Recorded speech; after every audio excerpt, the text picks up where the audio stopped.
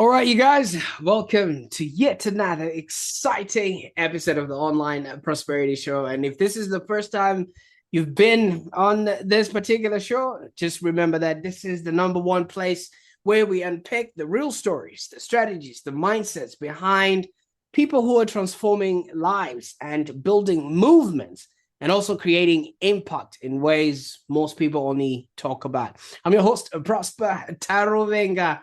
And boy, do I have an exciting guest lined up. Okay. So there's so much that I want to say, but I'm going to let him be the man to tell us all. But if you've ever felt like maybe you've got more potential in you, but something just isn't clicking, I think today's episode is the one that's going to hit home for you, because our guest just doesn't build businesses. No, he transforms people, products, and services from the inside out. So I want to make sure that you are subscribed on whatever platform that you're going to be watching or listening to this on, because conversations like this, well, let me tell you something. They don't just come randomly. They come to inform you and also change how you see yourself. And I want to say this upfront. If you're going to want to maybe share this with somebody who maybe thinks they know a thing or two about artificial intelligence, please let them watch till the end, because what they're about to witness is a rebirth and a recalibration of who they can become.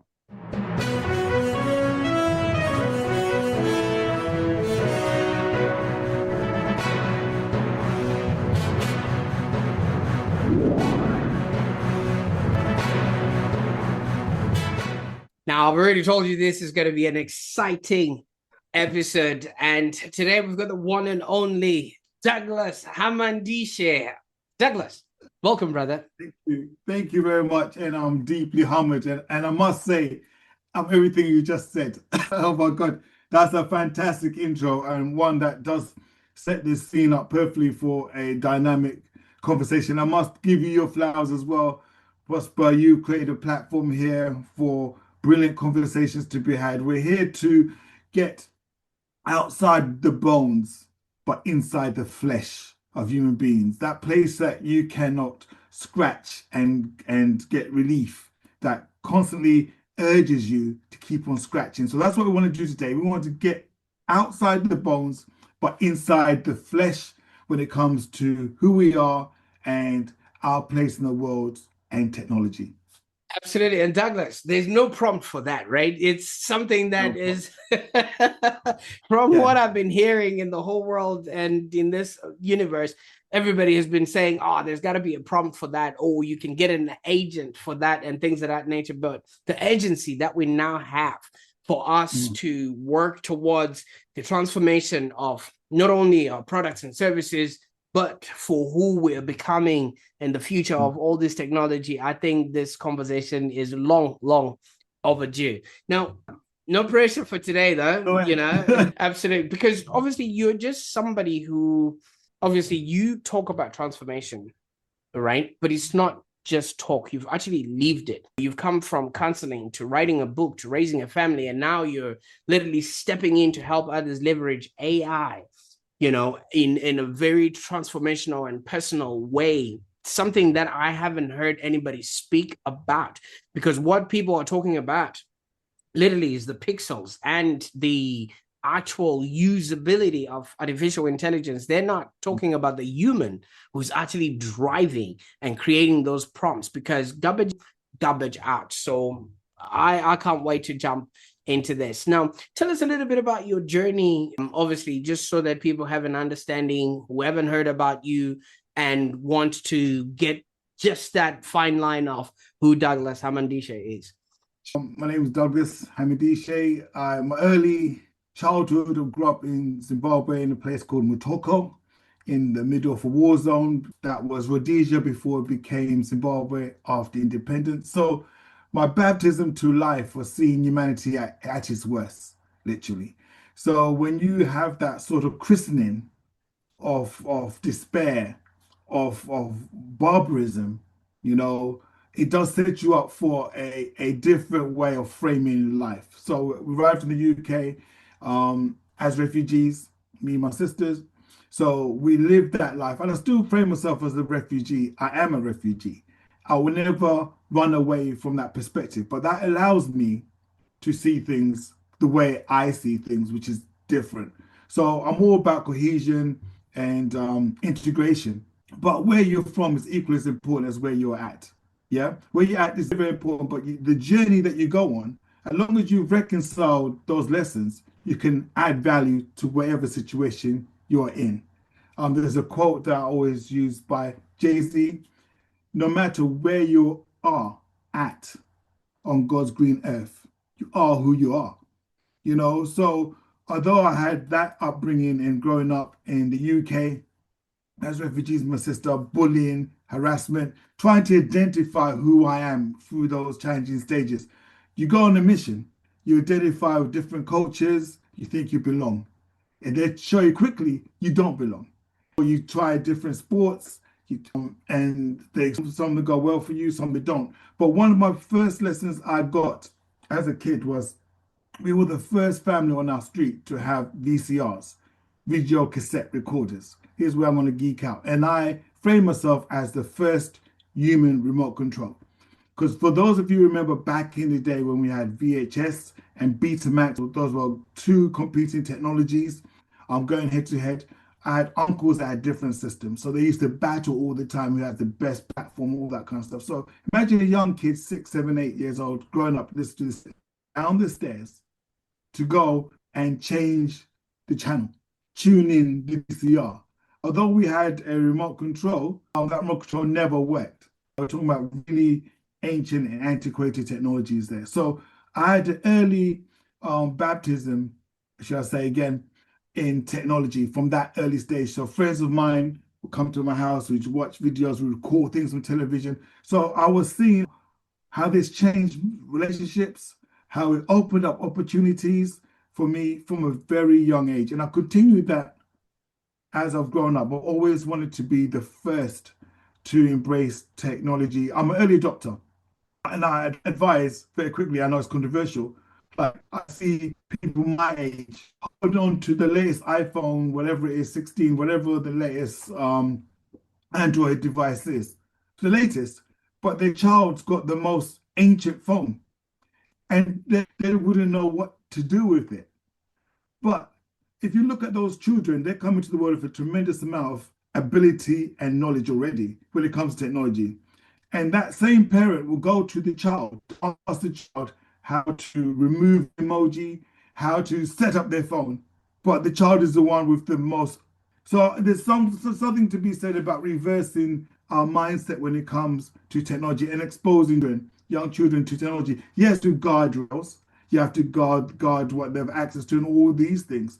But remember, this is the world they're going to enter. It's more their world than it is yours. You're exiting this world, right? They're entering it. So it's something about being able to allow them to play in a safe environment and work out how this technology can create new industries. New industries come from embryonic thinking.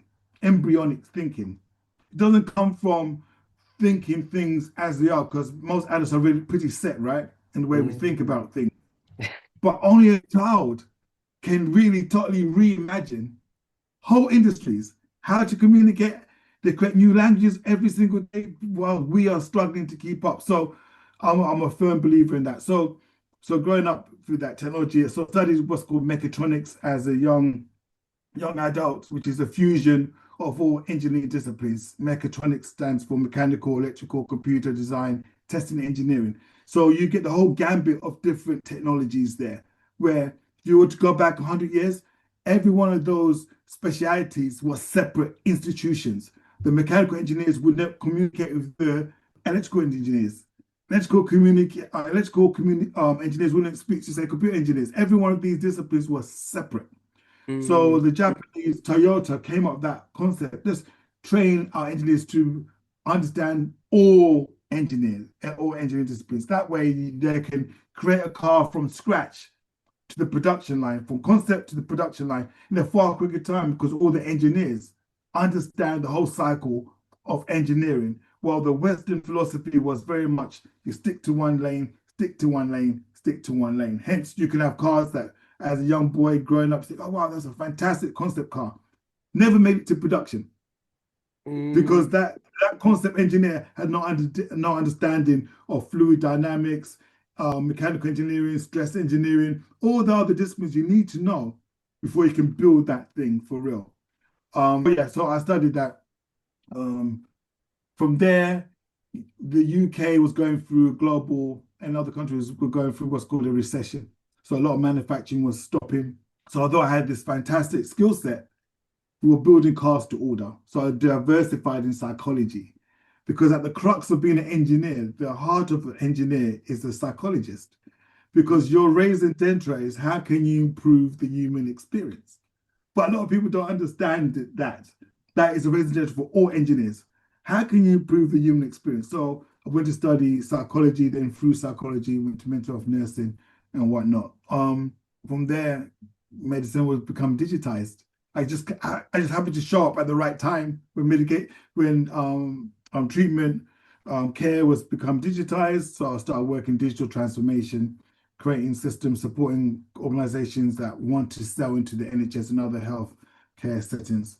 So I've walked the two paths and then into civic duty, should I say, because I always want to give back. The British people were kind enough to give us sanctuary in the UK.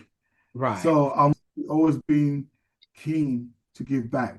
So that allowed me to be a local councillor as well as all the other things simultaneously. Absolutely. And thank you so much. That is such a colorful past. And what really caught my attention is exactly what you said, being the first human remote control. Now, a lot of people would not have looked at it as you actually personifying technology by being the person who would walk across and actually, do the actual remote working. They would have separated themselves with that piece of technology. And this is why I like about your book, what you have written, because most people think about AI as just a piece of tool or a piece of technology that has just come about. And you are not looking at it that way. You're looking at it as a mirror because you've seen it in its inception and how it actually interacts with the human being. But let's go back into a bit of your history now. When you jumped in, obviously, when you arrived in the UK, you worked as a clinician and then you actually served as a deputy mayor. That is so far removed from technology. You're literally dealing with people, like you said earlier on, in like their worst or in their best, whichever way it is. So what did this experience actually teach you about people and that big spectrum of having to deal with the public? I think first and foremost, I did a grand review, a little drum roll.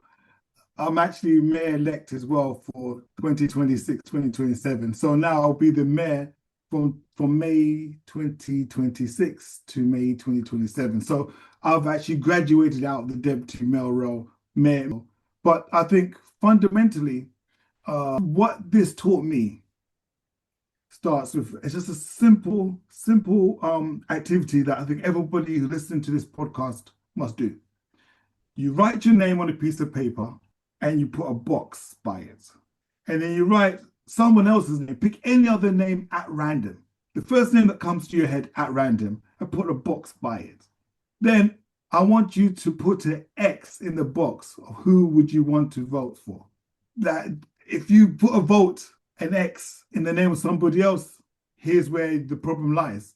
The first person you have to vote for is yourself. Before you could do all of these stuff, the first X you put on yourself, you're voting for me. That's the most important vote I've ever given myself, because it speaks about I'm giving myself permission. It's saying I don't know where this is going to take me to, but I trust in my belief, I trust in my methods, I trust in my principles, my values, my beliefs. I trust me. Put the X by yourself first. And then the rest will come. The rest will come. So what I learned from the actual process of representing Medway. It's a population of 280,000 residents of different backgrounds, different political affiliations. Is the role is non-partisan. So it's how do you walk the line where people, particularly now, are tithering on extremism. You're either extreme left or extreme right. You see this happen on a global scale as well. How then do you represent all people, all faiths? And that's why you have to know who you are. You have to have a confidence in who you are to stand firm in that environment where people might have their own preconceived ideas about you, but to hold that space, to listen to their challenges, to offer them solutions, to be non-judgmental, and most importantly, the mayor, when you wear the mayor's robes and the chains, the robe is heavy. As you know, if you look at the pictures of what the mayors in London wear, in the UK wear, they're heavy. The chain is heavy, and that's for a reason. It's symbolic, because civic duty is supposed to be heavy. It's supposed to weigh you down. It's not an easy thing you're doing. It's not a light thing. You don't wear a summer jacket and a chain. It's a heavy robe. And the chain equally symbolizes the values of the city that you represent. So when people see that, they see acknowledgement for the good work that they've done. People who volunteer, they see the mayor coming, and they say, finally, somebody is acknowledging me for my fundraising. Finally, was there just to listen, to hold my hand. Finally, was there to amplify my voice, to raise the awareness of what's happened here, what we're doing here. So this is what the mayorship does. So this is for me, the zenith of civic duty, where you can give back to your community. And it's not about anything else. It's not a vanity project. It takes me away from the things I could be doing, but puts me towards the things that truly matter. The people who, despite their own setbacks, are saying, no, not today. I will raise money for that care home. Yes, the government got no money, but I will take charge. They're all voted for themselves to do something about it. And that's the energy that you don't see. You don't see. People who are extremists don't see that actually the people that make this world go round are those few people that say, not on my watch. Not on my watch. Yeah, Absolutely. not on my watch. Yeah. And that's a different level of accountability. I mean, you write about the Navy SEALs mantra, extreme ownership in here. And, it's about taking full responsibility, no excuses, no blame.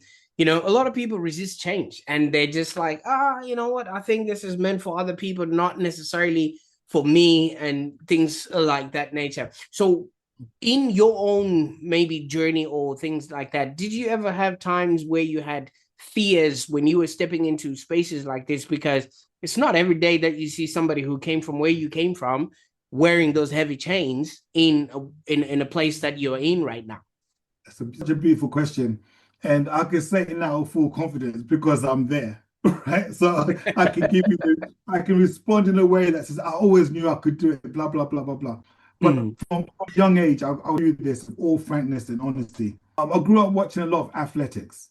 Right. And if you're an athlete, your job is to try to win races. You're not trying to just exist on the track and field circuit. You're trying to win. And that will mean you have to break some records along the way.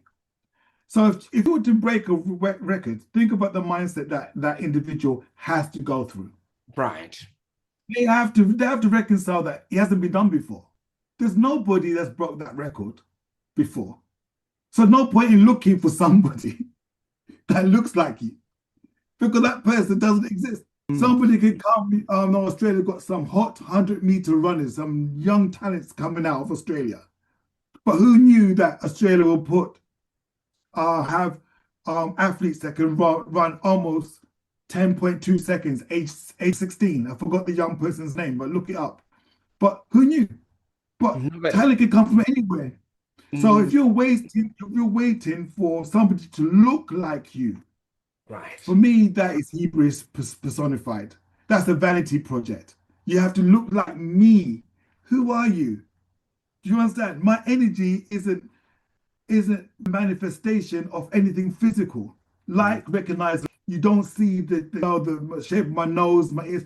That's irrelevant. But like recognize like you see my energy. You know me when you see me. Yeah. So when you're around that sort of environment, it stimulates you in another way. I was never looking for somebody to look like me. Never. Mm. I as I'm a visualized person. I have to see myself Yeah. there. Like if I make it in any position, I say, what would I be wearing? What will I smell like? What car will I be driving? What clothes will I be wearing? I got to get things so clear in my mind and see it and believe my own narrative. You know, lucky I is in K, because literally I go into the details. So that's my imagination. So when I do it in real life, it's just going over tracing paper. I get deja vu moments all the time because I've seen myself do this. I've delivered this speech before because Mhm. it's not new, because I've visualized myself doing it. I've gone through all the things that could go wrong. I've gone to the dragon's pit in my mind and slayed my dragons before anybody sees me on the public stage. So yeah, sometimes I do get the jitters. It'll come, but it's more like it's the anxiety jitter to that Mhm. stimulates creativity. It's not a debilitating anxiety that makes you freeze, curl up. No, it's like, oh my God, it's a quickening. Something's happening here. I've Right. been here before. What did I say? Boom, it comes. Then I, Like a deer in the headlights. So you actually said something really powerful there, that it actually starts within and then mm, moves outside. Other people wait for external inspiration, and my question to you is, what is it that you have to fix internally before your external world should actually start changing? Because if that was easy for people to see that internally, everybody will be doing all those, seven, yeah. marathon runs or whatever it is you were talking about Yeah, yeah. earlier. The journey outward starts inward. If you read The Hero's Journey, Yes. and you understand everyone's journey is distinctively unique. Because what holds you back is not necessarily yourself. Yeah. Sometimes what holds people back is their cells, the molecular cells in their body is holding them back. And you got chemicals that you produce in your brain and in your mind that can change and recalibrate your outlook on life. Yeah. Mm. That's why some people chase dopamine. Yeah. We want to get happy endorphins going. So everyone's journey starts um, differently. Some people by accident. You're minding your own business, and somebody just decides to stick you up. Yeah, now you're in fight mode. Yeah. You had no idea this was not on your radar, but Mhm. that course of events changed the whole course of your life. So what you're gonna have to go through is different. What I went through in my life cannot marry anybody else. This is why I tell people all the time: the route to failure is to copy the Joneses, copy what someone else is doing, try to run in someone else's lane. And this also speaks to what you're talking about in your book, own your media. You got own media is just expression of yourself. It's own you. You have this dream, right? There are 8 billion people on the planet. There should be 8 billion businesses on this planet. Oh, I That's second that. I businesses on this planet. And literally, you should be able to trade your expertise, your experience with other people to add value. That's it. That's the only stimulation you need. So I don't subscribe to the view that to look within, you're gonna find the same thing. If I was to open my heart and my soul, empty my here, everyone would tune out of your podcast because it frighten people, you know. But equally Mm. so, if you were to do the same, you might. Everybody's got demons. Everybody's got things in their closet that are deeply, deeply personal. So I say to them, that work is more important than the amplification of a prompt that will just 10x rubbish to the world. If you actually know yourself, you're 10x in value. You see what I mean? But a Mm. lot of people people with 10xing more, how can I put it, more artificial representation of themselves. They're not showing anything that's real about themselves. So yeah, you have to start within. Be happy to go to that space. Be happy. Be proud. You go. Don't come out to you slaying your dragons. Don't. There's no Abs- point. Absolutely. Because what you went on and did with the AI leverage is you blended personal development with AI. And you literally say AI is there, good, look at it, but have you seen yourself? And I think that alone, because when you were talking about this book, I thought, oh, wait a minute, this is yet another book that's going to be telling me about the prompts and what GPT and what version or LMS. And there's no talk about that at all. It's just in the title. Yeah. And for me, it's just like, wow. But why do you think most people separate personal development and AI when they actually shouldn't? Because we still are the ones that are prompting these machines. Correct. And I think we're missing a big trick. Hence the book. And I'm grateful for your observation. That's exactly why I wrote it in that way. Yes, there's a bit of there's technology in there, but it's fundamentally a personal book. I always ask people what you're into. And some people say sports, music. If I don't hear personal development in that sentence, I'm really tuning out. Because if you're not into personal development, what can you be into? If you're into watching people play sports, why are you not playing sports? And if you are playing sports, you're into personal development, so you can be the best athlete you can be. You can pick any environment, from business, even religion. If you're not into personal development, you're not growing. So we've got this technology now that amplifies at pace. It compresses time for real story making. So you better know who you are. You better know your value system. Because when AI is telling you the answer or the recommending you to do something in milliseconds, microseconds, that in the past would have been discussed over weeks, if not years, before they came into answer.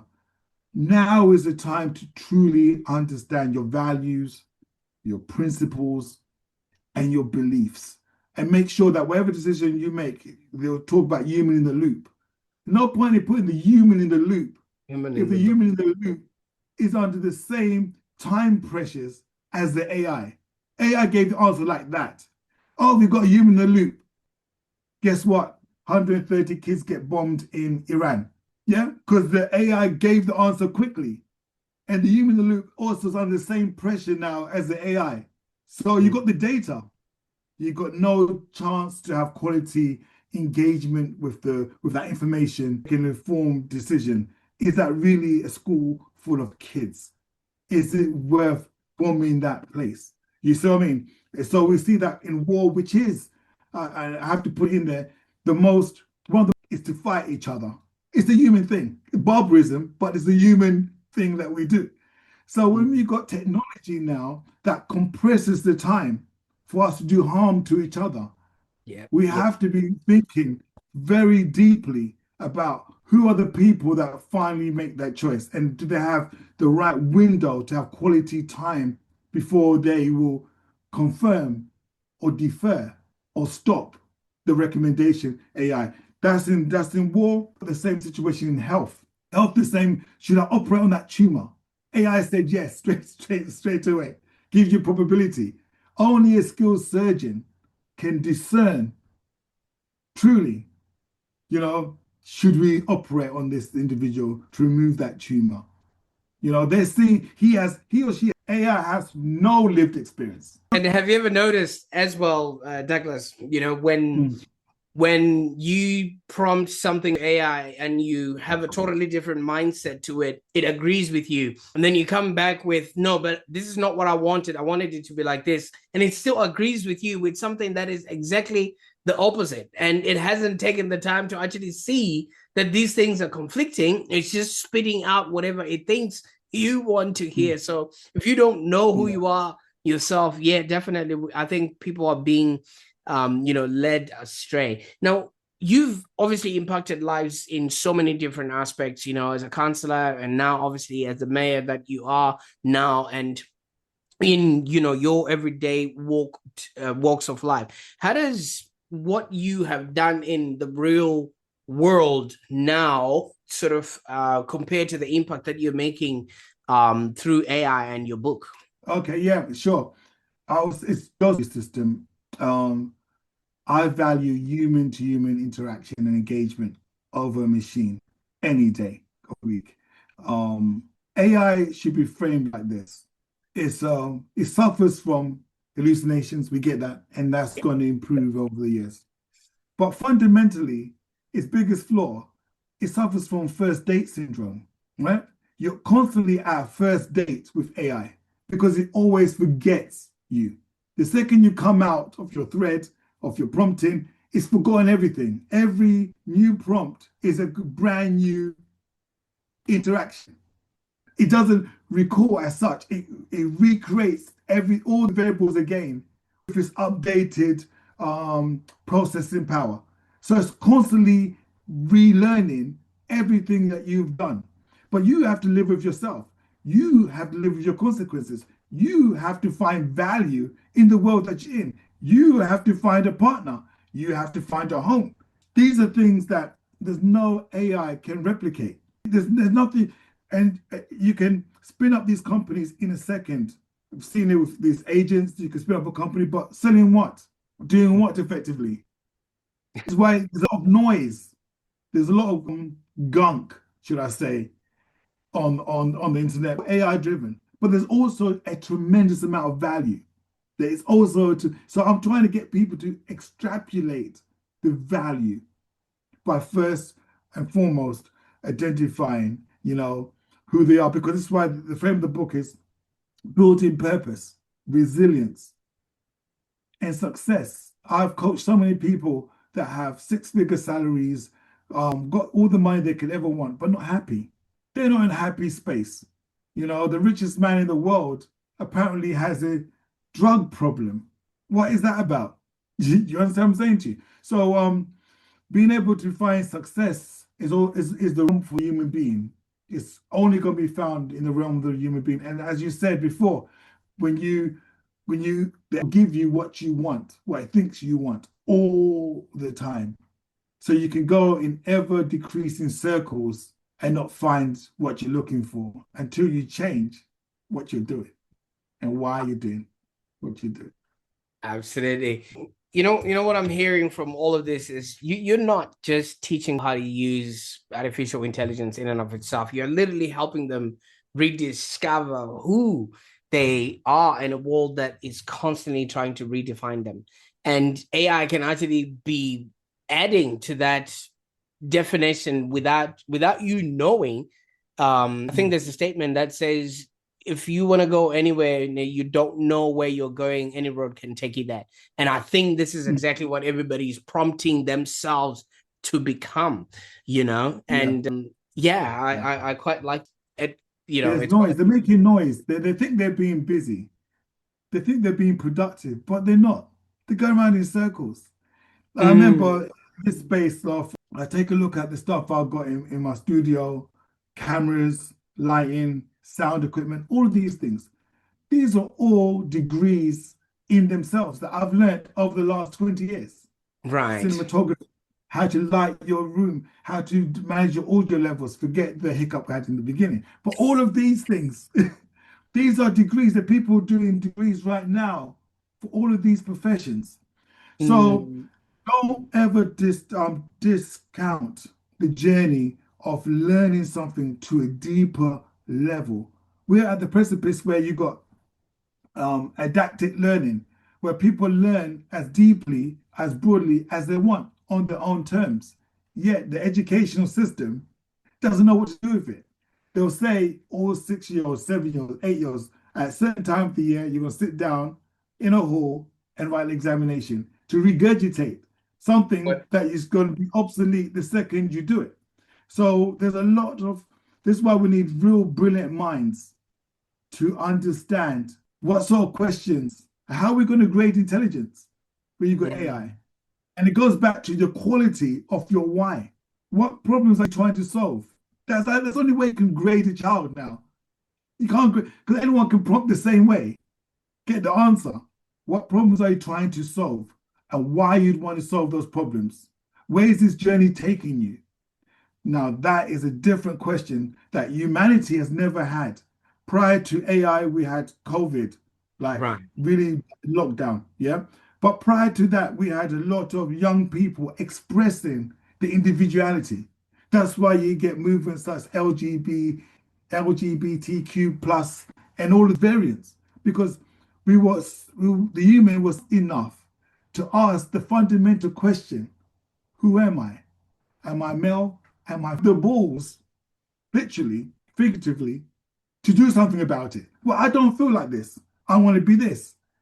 And you see what the human being was presented. No other time in humanity where young people could be in that space when they look for the ultimate expression of who they are. So you had polarization. Don't let them think like that. But they're ready for that conversation because they're technologically enabled. You ask yourself a question about technology. Without power steering in the tractors, many women wouldn't be able to be farmers. It's the mechanicalization, the technology that we put in place to equalize the sexes, right? So there's no such thing as manual labor in the sense of manual labor. There's adaptations and things that we use technology to equalize that space, and rightfully so. So it's only common that if you take that conversation to its logical conclusion, after you've normalized those sorts of right, they'll start to say, but who am I now? You know, and that's where we are. And on top of that, now we've got AI. So my people out there will listen to this. Who are you? You know, are you going to put the X on your name, or are you putting the X on someone else's name? And if you put an X on someone else's name, why? Possibly you asked about responsibility, there's accountability and ownership. And I have these three things I tell people all the time. You know, write down a scale of 1 to 10 and ask yourself, how responsible are you in regard to your own career? 10 being fully responsible, 0 rock bottom. You write it down. Do the same thing. How much ownership do you have of your career? 0 to 10, same thing. And then how much accountability do you have? 0 to 10. Now, a lot of people will give themselves high marks because they're lying to themselves. They're lying to themselves, yeah. Very few people operate on 10, 10, 10. But those who say, no, I'm fully responsible for my value system, for my profession, live my life. I'm fully responsible. I take full ownership of my media. I take full ownership of my craft, my learning. I take full accountability for my actions or lack of actions. These 10, 10, 10s are very rare individuals, but they're extremely powerful individuals. And if you get those people that align themselves to full accountability, ownership, and responsibility, and you embrace technology, you'll see the world go in a completely different space. So my job is to try and get people to fully immerse themselves, be happy in their own skin, because you have to take your skin to the grave. It's only you coming by yourself, you go out by yourself, irrespective of what the technology is going to do. Absolutely. And I concur with a lot of what you're saying, because I think the fear that we've been sold is AI is coming to take our jobs, but it's not going to be taking the accountability that you're talking about. It's not going to be taking the ownership. If you actually have that, it's not going to be taking your why. So what is it that it's going to be taking? That which is maybe non-essential if you really look at it in the grand scheme of things. So I think that now, if somebody is looking to get themselves a copy of this, I know I had one of the first advanced copies, but where can somebody get themselves a copy of this to educate themselves? Sure. Amazon. You can go on the website www.aileverage.co.uk. That's the platform I have. Again, owning your own media. So I sell it directly from there. There's an audio version as well for those of you who live busy lives and want to hear the narrative. I done it myself. As well as there's the video, there's content in terms of me when I was producing the book. I felt I wanted this book to be a physical book, as close Mm, to the audience as possible. So, as immersive. So each chapter, I've narrated each chapter, and I've got gated committed when I was recording actual chapters that you can subscribe to as well. So I want to be a guide. I want to be your Obi-Wan Kenobi that's in the background with you, that understands the fears that you have, the concerns, because I've walked there before. I mm. walked there. The only difference is I've chosen to do something about it. So I'm confident now, but I understand how I felt then. You see, so I want to help people overcome those fears. And a job is such a massive thing. Think Yep. about it. I told you my dream is to have 8 billion companies. That means 8 billion people working for themselves as single entities, literally. This whole concept of a job is an antiquated expression because it match the remuneration they'll give you. So I understand people want a job, fine, I get it, I do get it. But you got to look beyond that. I think we fall victim of a lack of creative thinking. That's Mm. where we are. Got all the technology, but there's a lack of creative thinking. You're saying, with the technology, I still want to do this job. Irrespective of the technology, I still want to do that. There's a bit of letting go of the fingertips and Yeah. supporting people. Just jump. Don't worry, I got you. You're not going Mm. to hurt yourself. Just let go. Jump. I'll catch you. And that's what this book is to catch you at that point. Sometimes people's careers are coming to an end and they're Yeah. thinking, what's next? They can offer tremendous advantage, tremendous. Just think AI cannot do. Just think about that. Write down a list of all things it can't do. And there is where the ingredients for your succession, your rise, your rebirth is going to be born out from. Oh, absolutely. And thank you so much for the gift that you have given to humanity, because I think you're literally giving people back to themselves. These books, let me tell you something, these books are twinned. If you're going to read a combination of books, I would say these is a combination of books. Because once you deal with this, who you are, you can then start take full ownership of what you produce. They're twinned. There should be, we should read a world tour with those two books and prepare people for for the revolution that they'll go through. I really, really appreciate that, because if you know who you are, you know what it is that you bring to the table, you know your why, and you know exactly the value that people will miss when you're gone. It will be imperative for you to actually take the ownership to put it out there in the world, because you will be letting people miss out on the greatness that you would have created. And I think this is, I hadn't put it all together like that, but I see what you're doing there. That's the human side to all these things that we are doing. So Douglas, I can't thank you enough for the time that you've spent on with me on the call today. I mean, your life story and your experience, you've just put it together in these pages, and I really recommend people to check out the links in the show notes so that you stop fearing AI, because the future isn't about AI replacing you. It's actually about whether you want to evolve with it, and you are the one that's actually prompting this piece of technology. So Douglas, thank you so much for your time today. No, thank you very much. It's been a blessing, and it's like coming home talking to you. So no, we mirror each other in so many different ways. But no, keep doing the fantastic work that you're doing. I am watching that. I'm seeing the positive engagement you're getting with your book. And again, I recommend everybody pick it up because it's about ownership. This is where we need to get to in this day and age. Equalizing the balance of power. You are a very powerful individual. Your story, your narrative, being able to say, this is me. So why should someone else monetize off me, my experience? You went through that for a reason, so you should get compensation, remuneration. The very reason you went through that trauma. That's why we get I tell people, tell bigger stories. Come on, just tell bigger stories. No matter what story that you have about yourself. Look at me. I don't come from trauma. I don't come from all of this stuff. But you have a story. And if you tell that story in a way that you find it uplifting, you can do something with it. And furthermore, if you don't find it uplifting, add some spice to your story. There's nothing wrong with that because last time I checked, Father Christmas has a wife. He Yeah, has elves now. He has lots of reindeers now. You yeah, understand? The story has evolved. People adding spice and spice and spice to the story. You should be also add spice to your own story to the point that it moves you and then you believe that narrative and you cast it to the world.